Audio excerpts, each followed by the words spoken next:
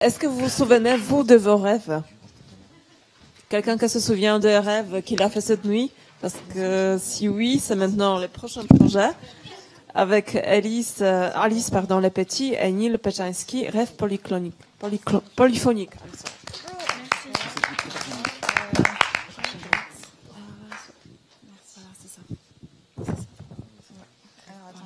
quel sens? Non, ok. Voilà. Donc c'est à vous.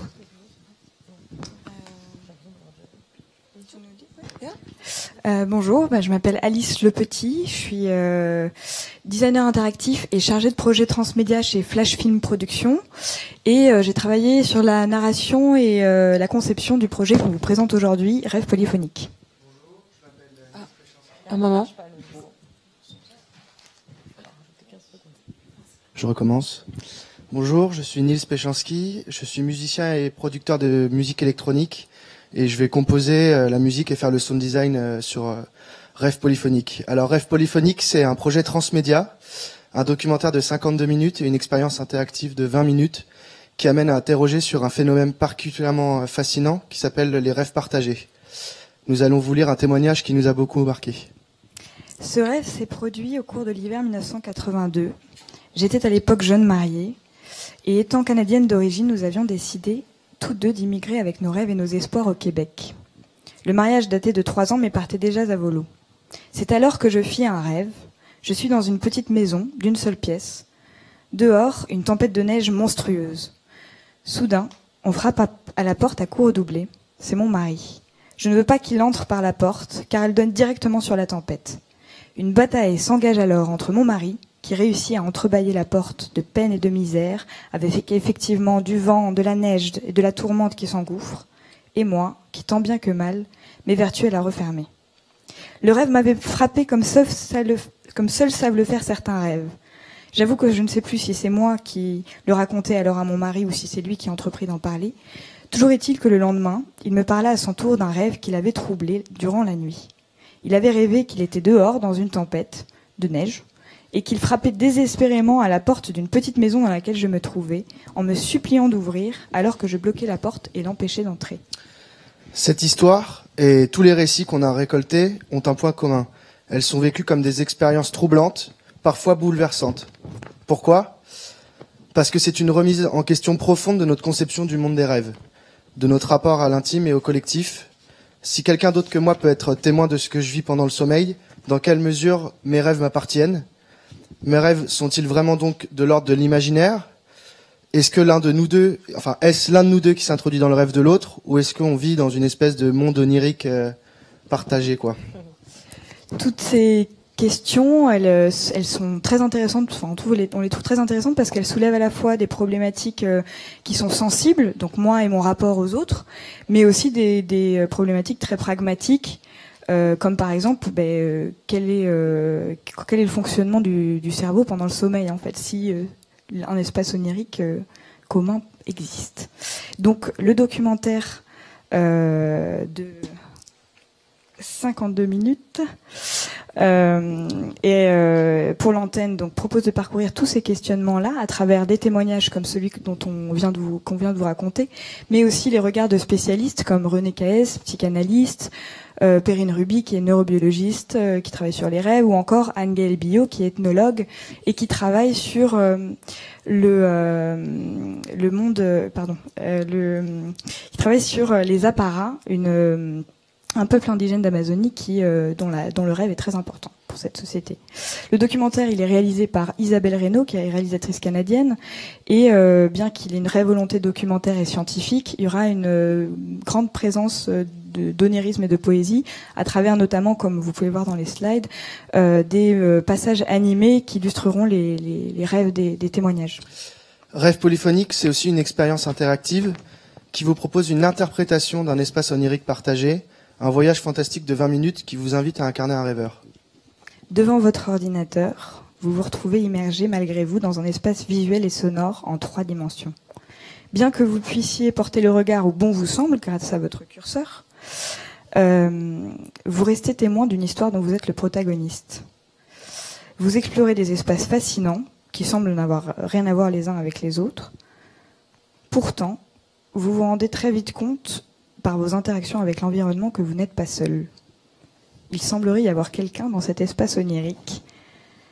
Sa présence, elle est palpable, et vous serez amené à l'apprivoiser pour le démasquer. Nous avons pensé cette expérience pour 2 joueurs en ligne. D'abord confrontés à une exploration en solitaire, ils ressentent ensuite la présence de l'autre joueur d'abord comme une intrusion, et ensuite on les invite à interagir ensemble jusqu'à ce que les espaces qu'ils parcourent s'unissent pour former qu'un seul chemin. Par exemple, dans les différentes manières de les rassembler, on va élaborer, enfin chaque joueur aura son thème musical propre, et dans les premières interactions, ils seront en dissonance l'un par rapport à l'autre, au fur et à mesure vont s'accorder pour former qu'une seule musique. Au niveau de l'ambiance visuelle, comme c'est une expérience relativement contemplative, on imagine bien sûr des paysages fantastiques et oniriques, impressionnants et curieux. On aimerait bien que les joueurs soient immergés dans un monde qui est à la fois beau et inquiétant. Mince. Je suis perdue dans mes fiches. Oui, beau et inquiétant. Oui, on va utiliser la matière documentaire on va utiliser les matières documentaires pour alimenter cette histoire-là, comme par exemple pour les apparats dont je vous ai parlé plus tôt. Les pierres, il y a certaines pierres qu'ils utilisent pour faciliter la communication dans le rêve, ou la présence du tabac, de cette plante-là pour favoriser le rêve. Du coup, c'est des éléments qu'on retrouvera dans l'expérience. Au niveau de l'ambiance sonore, on va essayer de lier la musique tant au niveau du sound design qu'au niveau des thèmes quoi en soi. En gros, les thèmes musicaux seront liés à leurs pas, aux interactions avec le jeu. Et sinon, en termes d'esthétique, on pensait s'inspirer un peu des musiques de Joe Hisaishi dans les films de Miyazaki, ou des compositeurs impressionnistes du début du XXe comme Ravel ou Debussy.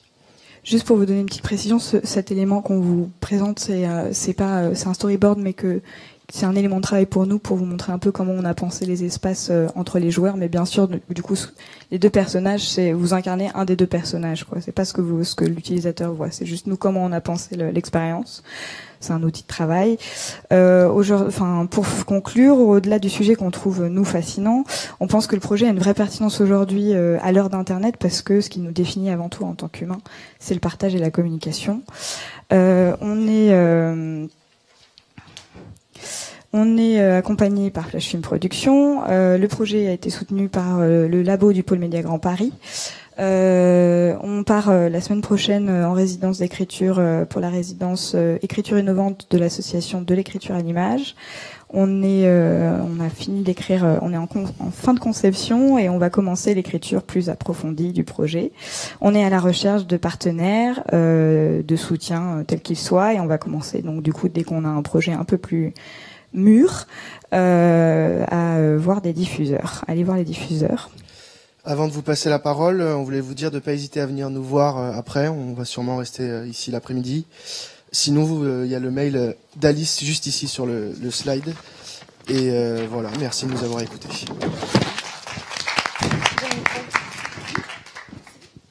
Merci beaucoup. Donc c'est le dernier projet. Donc vous avez 7 minutes. Et aussi une question bonus quand même pour Gérald. Ça sera cette fois-là.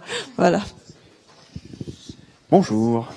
Juste une petite question. Quel est le pont logique, enfin le lien que vous avez entre le documentaire et la partie interactive, enfin parce qu'on c'est très documentaire. Et comment vous faites basculer vers le web? Est-ce qu'il y a en termes d'audience, comment on fait basculer l'audience, ou est-ce qu'on fait, ou comment nous on conçoit en termes de narration et en termes d'audience? Déjà en termes de lien entre les deux volets, il y aura une vraie cohésion déjà au niveau de la musique, puisque c'est Nils qui va composer la musique et pour le documentaire et pour l'expérience. Au niveau je sais pas si on peut vraiment dire ça, mais l'identité graphique, effectivement, les animations seront celles de Juliette Barbanègre qui travaille avec nous sur l'expérience interactive et dans le documentaire et dans l'expérience. Donc il y aura une vraie unité visuelle et sonore sur les 2 projets. Et après c'est le sujet en fait. C'est juste 2 façons d'approcher un sujet différent. Une façon documentaire, donc pour avoir des informations, et une façon plus sensorielle pour faire une expérience qui parle du même sujet en fait. Après, en termes d'audience, nous on aimerait bien aller voir des diffuseurs comme Arte qui fonctionnent beaucoup sur du transmédia, sur des diffusions antennes et des expériences. Par exemple, le dernier projet sur Philippe Cadic qu'ils ont fait, ils ont vraiment une stratégie transmédia sur du jeu vidéo, de la réalité virtuelle et une diffusion antenne. Voilà, c'est ce genre de stratégie de diffusion qu'on imagine. Je ne sais pas si ça répond à la question. Bravo pour le projet. Moi, j'aime bien l'univers visuel. C'est assez inspirant. J'ai une question sur la partie interactive. Je me pose la question de la complexité à mettre en place du multijoueur et de la pertinence. Parce que si on est 3 ou 4 mois après la mise en avant, est-ce qu'il y a suffisamment de ramdam pour qu'il y ait 2 joueurs connectés au même moment? Est-ce que vous pouvez enregistrer des traces de joueurs? Est-ce que ça fait sens? Mais voilà, il y a un petit défi technique, enfin une question technique potentiellement coûteuse. Donc, comme l'a fait Jamil tout à l'heure, moi je vous encourage à la simplicité dans les questions techniques. Première chose. Et deuxième chose, j'ai pas bien compris ce qu'on pouvait faire d'un point de vue interactif à part regarder autour de soi. Comment est-ce qu'on interagit avec l'autre joueur? Enfin, en tout cas, l'autre entité. En fait, tout passe par le regard. En fait, il y a une narration quand même qui est quand même, on va dire, linéaire. Et donc, c'est un déplacement dans l'espace. Et nous, on peut regarder à 360, mais par contre, là où on pose notre regard, ou soit longuement, ou soit de manière appuyée, ou soit au passage, crée des interactions avec le décor, quoi. Et donc, du coup, c'est sur cette concept de regard que les interactions se font. Par exemple, un exemple, on a imaginé une des scènes, quoi, où ils sont dans un hall de gare où il y a énormément de gens, et en fait là où ils posent le regard, les gens s'écartent, et au bout d'un moment ils se croisent le regard, et à partir de là ils peuvent plus tourner le regard entre guillemets, et ça ils sont obligés de se rapprocher. Voilà, c'est sur ce genre d'interaction. C'est une expérience assez contemplative. D'accord, bon, ça a l'air super. Je me pose la question. Non, je suis assez preneur de ce genre d'expérience. Je me pose la question du support, parce que vous avez parlé on les voit devant des ordis. Pourquoi est-ce que vous avez pas envisagé, peut-être que vous avez envisagé la réalité virtuelle, ou surtout quelque chose qui nous rapproche du rêve? C'est-à-dire que moi, je préfère être allongé dans mon lit avec du son spatialisé dans mes écouteurs et avec mon iPhone ou mon iPad, plutôt que devant un ordi. C'est des vraies questions qu'on se pose là. On est vraiment à l'état de concept en fait. On a fait le projet tel qu'il est aujourd'hui. C'est suite à un workshop qu'on a fait donc avec Florian Veltman qui est game designer, Nils, Juliette et moi. C'est vraiment des questions qu'on s'est posées et qu'on se pose encore aujourd'hui. Je sais pas si on a le droit de dire ça normalement pour un pitch, mais qu'on se pose encore aujourd'hui. A priori, en fait, ça va être les réponses à ça. Ça va aussi être des réponses de techniques. Comme vous l'avez dit il y a 2 secondes, il va aussi y avoir des réalités financières par rapport au coût. Et est-ce que, en fait, Florian il travaille beaucoup sous Unity, donc si on veut le faire sous application, sous Android ou sous iPhone, il nous a dit que c'était potentiellement un peu compliqué de travailler sous Unity. Et donc moi je sais pas si je suis vraiment à même de répondre aux problématiques techniques. En tout cas en termes de ce qu'on veut raconter, c'est vrai que plus on peut immerger les gens, mieux c'est. Après, on n'a pas. Moi, j'ai pas. Je parle à mon nom, mais j'ai pas forcément envie. Comme les casques sont pas encore complètement, ça reste. Il y en a pas beaucoup, quoi. Tout le monde n'a pas de casque. On a quand même envie que ce soit lisible sur une plateforme web, comme par exemple Jusqu'ici, en fait, Jusqu'ici de Vincent Morisset. Il l'avait a priori au départ fait pour le web, et il se trouve que comme c'est pensé dans un espace 3D et que le curseur représente le regard, ils ont fait une version pour Oculus par la suite. C'est plutôt comme ça qu'on positionne le projet pour que il puisse être plus libre au niveau d'audience. Voilà.